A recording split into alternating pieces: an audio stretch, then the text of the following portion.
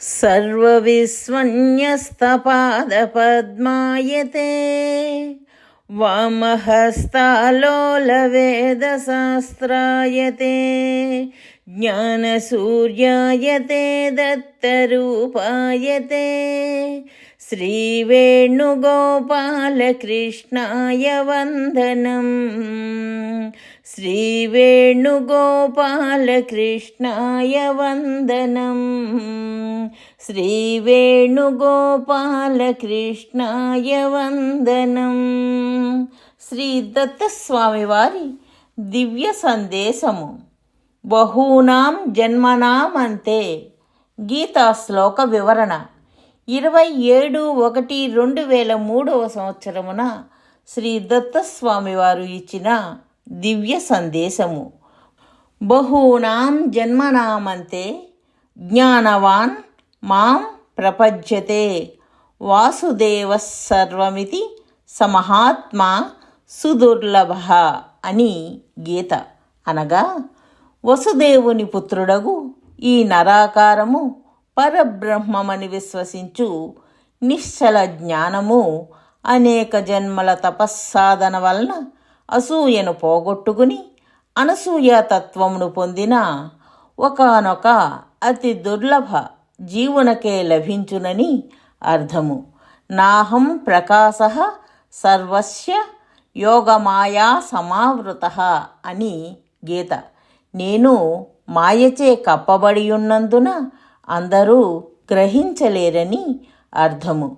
ఒక సింహము గొర్రెలలో కలిసిపోయి ఆత్మీయుడుగా ఆ గొర్రెలతో మెలుగుచు కొన్ని గొర్రెలకు తండ్రిగాను, కొన్ని గొర్రెలకు పుత్రునిగాను, మరికొన్నింటికి సోదరునిగాను, కొన్నింటికి భర్తగాను, మరికొన్నింటికి ప్రియునిగాను, ఆయా గొర్రెల అభీష్టమును అనుసరించి ప్రవర్తించి దగ్గరకు తీసుకొని జ్ఞాన భక్తులను గురించి బోధించవలసిన అవసరము వచ్చినది. ఇది సింహము అని ఏమాత్రము బయటపడినను తనతో గల ఆత్మీయ బంధము చెదరిపోవును. ఏలననగా తండ్రి కొడుకు మొదలగు బంధములు జీవుల మధ్య నుండి బంధములు. ఆ బంధములలో స్వామిని ఆరాధించవలయునన్నచో స్వామి ఒక జీవుని వేషములో జీవుని ప్రవర్తనని అనుసరించి ఉండవలయును. అందువలన ఆ సింహము పూర్తిగా గొర్రెతోలు కప్పుకుని గొర్రె ఆకారమున గొర్రె కంఠస్వరముతో గొర్రెల మధ్యకు రావలేను. అప్పుడే గొర్రెలు స్వామితో లౌకిక బంధముతో ఆనందించగలవు. కావున గొర్రెలకు తాను సింహమన్న సత్యజ్ఞానము తెలియకుండా వేషములో స్వామి వలె నటించుటయే మాయ. ఈ మాయతోనే స్వామి అవతరించవలను. సంభవామి ఆత్మమాయయా అని గీత. అనగా నా మాయను ఆధారము చేసుకుని నేను అవతరించెదను అని అర్థము. ఈ నటన రూపమగు మాయ వలన గొర్రెలు తాము కూడా గొర్రెలని భావించి పరిహాసముతో, సరసోక్తులతో, లౌకిక బంధములతో స్వామితో క్రీడించగలవు. అవి క్రీడించిన మాత్రమే స్వామి వానితో క్రీడించగలడు. కావున స్వామి ఈ ప్రయోజనము కొరకే స్వామి తన మాయా నటనముతో వాటికి తాను సింహము కాదన్న అజ్ఞానమును కలిగించుచున్నాడు.